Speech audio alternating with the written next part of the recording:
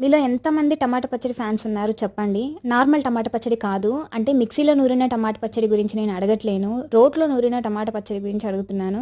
ఇప్పుడైతే అంటే ప్రెజెంట్ ఉన్న జనరేషన్ వాళ్ళైతే ఇంకా నూరుకునే ఓపిక లేక మిక్సీలో పెట్టేస్తారు. కానీ వన్స్ ఒకసారి గనక రోటి పచ్చడి తింటే అంటే ఇప్పుడు రోటి పచ్చడి అంటే చాలామంది మిక్సీలో పల్స్ ఇచ్చి అది కూడా రోటి పచ్చడి టేస్టే వస్తుంది అని అనుకుంటున్నారు. కానీ కాదు. అసలు సిసలైన రుచి తెలియాలంటే ఖచ్చితంగా రోట్లో నూరాల్సిందే. నేనైతే ఇవాళ తినాలనిపించి రోటి పచ్చడి అయితే చేసుకున్నాను అనమాట.